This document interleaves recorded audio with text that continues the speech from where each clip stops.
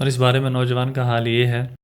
کہ خود کی رہائش مچھر کالونی یا بھینس کالونی میں ہے اور آمدن اگرچہ بہت قلیل ہو، مگر خواہش یہ ہوتی ہے کہ لڑکی ڈیفنس یا کلفٹن کی ہو تو مناسب رہے گا،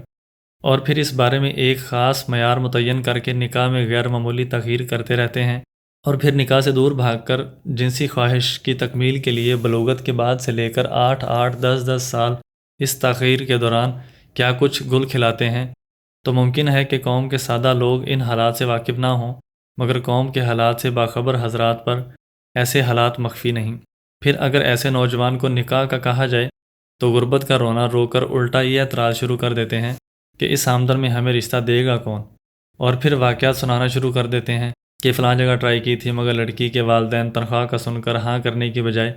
مسلسل 6 ماہ سے استخاروں پر ٹرخا رہے ہیں۔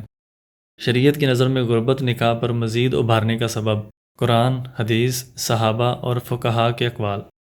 اسلام نکاح کے معاملے میں دوسرے مذاہب کی نسبت غیر معمولی طور پر حساس ہے، اور نکاح میں سب سے بڑی رکاوٹ چونکہ غربت کو سمجھا جاتا ہے، لہٰذا اسلام نے واضح تصریحات کے ذریعے غربت کو نکاح کی راہ میں حائل سمجھنے والے حضرات کے نظریات کی بنیاد ہلا کر پوری قوم سے اس نظریے کو جڑ سے اکھاڑ پھینکا ہے۔ ترجمہ: اللہ تعالیٰ کا ارشاد ہے،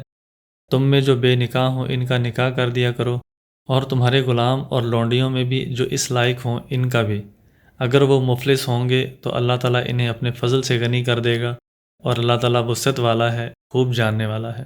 قرآن کریم کی اس آیت مبارکہ میں اس غریب شخص کو جو غربت کے باعث نکاح سے دور بھاگتا ہو، نکاح کی ترغیب ہے، اور اسے یہ امید دلائی گئی ہے کہ نکاح کی برکت سے اللہ تعالیٰ اسے مالی وسعت عطا فرمائیں گے۔ پھر یہ مالی وسعت خواہ مال میں ظاہری ہو اور حصے اضافے کے ساتھ ہو، یا اللہ تعالیٰ کم پر قناعت اور صبر کی توفیق دے دیں اور کم مال ہی میں برکت دے کر گزارا آسان بنا دیں۔ چنانچہ لفظ غنا ان دونوں صورتوں کو شامل ہے۔ اس آیت کی تفسیر کرتے ہوئے علامہ الوسوی رحمۃ اللہ علیہ فرماتے ہیں، جس کا حاصل یہ ہے کہ لوگوں کے ذہن میں جو فطری طور پر یہ بات ہوتی ہے کہ نکاح کرنے سے بیوی اور پھر ولادت کے بعد بچوں کے خرچے وغیرہ بڑھنے سے پیسوں کی تنگی کا شکار ہونا پڑتا ہے، اور نکاح سے قبل جو آزادی اور بالفرض تھوڑی بہت مالی وسعت تھی تو ان خرچوں سے اس مال میں اور بھی کمی آ جاتی ہے، یا اگر سرے سے مالی وسعت ہو ہی نہیں تو نکاح کے بعد اس غربت و فاقہ میں اور زیادہ اضافہ ہو جاتا ہے۔ چنانچہ عموماً یہی وہ بنیادی بات ہے کہ جس کے خوف سے غریب لوگ نکاح سے دور بھاگتے ہیں، اور اسباب کی دنیا میں کسی غریب و مسکین کا اس خوف سے نکاح سے دور بھاگنا بظاہر درست بھی معلوم ہوتا ہے، لیکن اللہ تعالیٰ نے اس آیت مبارکہ میں غربت کے اس خوف سے نکاح سے دور بھاگنے والوں پر یوں رد فرمایا ہے کہ رزق میں تنگی و اضافہ اللہ تعالیٰ کی قدرت و مرضی پر موقوف ہے، لہٰذا تمہارا جو یہ خیال ہے کہ نکاح نہ کرنے سے مال بڑھتا ہے اور نکاح کرنے سے انسان کو مالی تنگی کا شکار ہونا پڑتا ہے، تو ضروری نہیں کہ ایسا ہی ہو۔ اللہ تعالیٰ چاہے تو جس بات کو تم مال میں اضافے کا سبب سمجھ رہے ہو اسے تمہاری غربت میں اضافے کا سبب بنا دے، اور اگر چاہے تو جس نکاح سے تم غربت کے مزید بڑھ جانے کا خوف سے دور بھاگتے ہو، نکاح کے بعد اس غربت کو تم سے دور فرما دے۔ لہٰذا مالی وسعت اور غربت کا مدار اللہ تعالیٰ کی مرضی اور مشیت پر ہے، محض اسباب ظاہرہ پر نہیں۔ چنانچہ اگر نکاح کے بعد بھی کسی کے مال میں بالفرض وسعت و کشادگی نہ ہو اور اس کی غربت بدستور قائم رہے، تو اس غربت و فقر کی نسبت نکاح کی طرف نہ کرے، بلکہ یوں سوچے کہ اللہ تعالیٰ کی مرضی و مشیت میرے ساتھ یہی ہے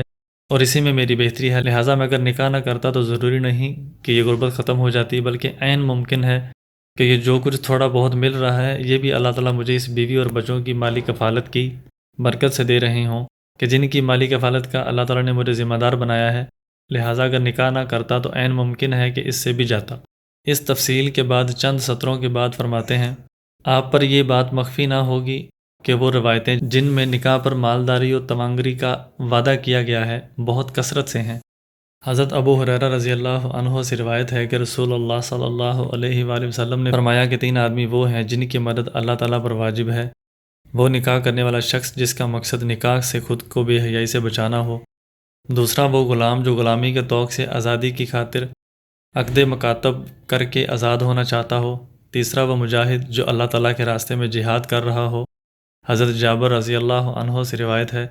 کہ رسول اللہ صلی اللہ علیہ وآلہ وسلم کے پاس ایک شخص حاضر ہوا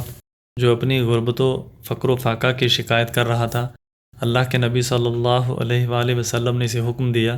کہ وہ نکاح کر لے۔ حضرت ابو بکر صدیق رضی اللہ عنہ فرماتے ہیں کہ لوگوں، اللہ تعالیٰ نے تمہیں جو نکاح کا حکم دیا ہے تو اس حکم کی تکمیل کی خاطر تم اللہ تعالیٰ کی اطاعت کرو۔ اس پر اللہ تعالیٰ نے تم سے جو غنی مال و وسعت و برکت کا وعدہ کیا ہے تو اللہ تعالیٰ تم سے کیے گئے اس وعدے کو پورا کرے گا۔ اس لیے اللہ تعالیٰ فرماتے ہیں اگر فقیر ہوگے تو اللہ تعالیٰ نکاح کی برکت سے غنی کر دے گا۔ حضرت عمر رضی اللہ عنہ فرماتے ہیں کہ لوگوں، غنا کو نکاح میں تلاش کرو، اس لیے کہ اللہ تعالیٰ کا ارشاد ہے کہ اگر فقیر ہوگے تو اللہ نکاح کی برکت سے تمہیں غنی کر دے گا۔ حضرت ابن عباس رضی اللہ عنہما سے مروی ہے کہ رسول اللہ صلی اللہ علیہ وآلہ وسلم نے فرمایا، رزق نکاح میں تلاش کرو، اور اس کے علاوہ اور بہت سی احادیث و آثار ہیں جن میں نکاح پر غنا کا وعدہ کیا گیا ہے۔ فرماتے ہیں کہ جو لوگ غربت کو نکاح سے اجتناب کا بہانہ سمجھتے ہیں اور اسے نکاح میں رکاوٹ سمجھتے ہیں، کچھ بعید نہیں کہ اللہ تعالیٰ نے اس آیت میں اس عذر کو بنیاد بنا کر نکاح سے اجتناب کرنے کا دروازہ بند فرما دیا ہے۔ ترجمہ: حضرت عائشہ رضی اللہ عنہا سے روایت ہے کہ رسول اللہ صلی اللہ علیہ وآلہ وسلم نے فرمایا، عورتوں سے نکاح کرو، یہ عورتیں تمہارے مال میں برکت و اضافے کا سبب ہیں۔ علامہ عبدالرؤف مناوی رحمۃ اللہ تعالی اس حدیث عورتوں سے نکاح کرو کہ یہ تمہارے مال میں برکت کا سبب ہیں کی تشریح کرتے ہوئے فرماتے ہیں کہ رزق کی تنگی و وسعت کا مدار عیال کی کثرت و قلت پر ہوتا ہے، اور جس پر جتنی ذمہ داریاں ہوتی ہیں اللہ تعالیٰ کی مدد بھی اس پر اسی حساب سے نازل ہوتی ہے۔ لہٰذا جو شخص اخروی مقاصد کی غرض سے نکاح کرے کہ مثلاً اس کا مقصد نکاح سے اولاد کی کثرت کے ذریعے پیغمبر صلی اللہ علیہ وآلہ وسلم کی امت کی تعداد بڑھانا ہو، نہ کہ محض خواہش نفسانی پوری کرنا ہو، تو اللہ تعالیٰ اس کے ان بیویوں کی تربیت و پرورش وغیرہ کی خاطر ایسی جگہوں سے رزق کا انتظام فرمائیں گے کہ جہاں سے اس کا گمان بھی نہ ہوگا۔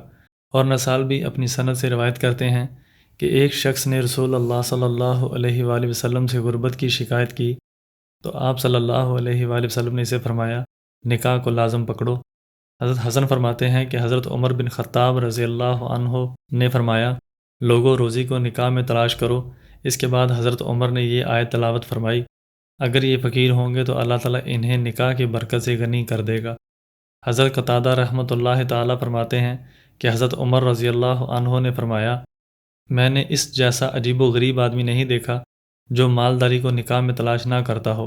حالانکہ اللہ تعالیٰ تو فرماتا ہے کہ اگر یہ فقیر ہوں گے تو اللہ تعالیٰ انہیں نکاح کے باعث غنی کر دے گا۔ ترجمہ: امام شافعی فرماتے ہیں کہ ہمیں یہ خبر پہنچی کہ عمر بن خطاب رضی اللہ تعالی عنہ نے فرمایا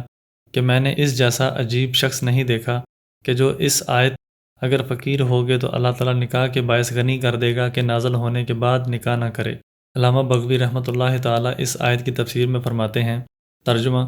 فرماتے ہیں کہ اللہ تعالیٰ اس کے رزق میں یوں اضافہ فرماتے ہیں کہ بیوی کے مقدر کی روزی بھی شوہر کو ملنا شروع ہو جاتی ہے، کیونکہ زوجہ کی کفالت شوہر کے ذمے ہے۔ اس طرح بچوں کا بھی معاملہ ہے کہ بچوں کی ولادت کے ساتھ ساتھ مال میں برکت ہونا شروع ہو جاتی ہے کہ ان کی کفالت بھی باپ کے ذمے ہے۔ خلاصہ یہ ہے کہ اللہ تعالیٰ نے جو نکاح کا حکم دے کر یوں ہی نہیں چھوڑ دیا، بلکہ جس مخلوق کو بھی اس نکاح کے بعد پیدا کرے گا، ان کے رزق کا وعدہ اور ذمہ داری اللہ تعالیٰ نے خود اپنے ذمے لی ہے۔ چنانچہ نکاح کرنے والا مرد بس اس کا مکلف ہے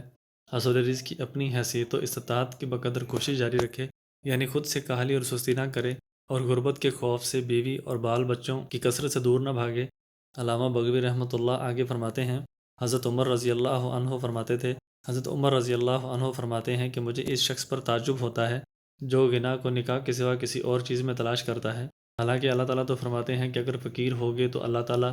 نکاح کے بعد غنا کر دے گا۔ ترجمہ: ابو ایوب فرماتے ہیں کہ ابو قلابہ مجھے کاروبار، جائیداد اور مال بڑھانے کے دوسرے طریقوں سے اللہ تعالیٰ کا فضل یعنی روزی کی تلاش پر ابھارا کرتے تھے۔ اس کے برعکس محمد غالباً ابن سیرین رحمۃ اللہ علیہ مراد ہیں، مجھے نکاح کی ترغیب دیا کرتے تھے۔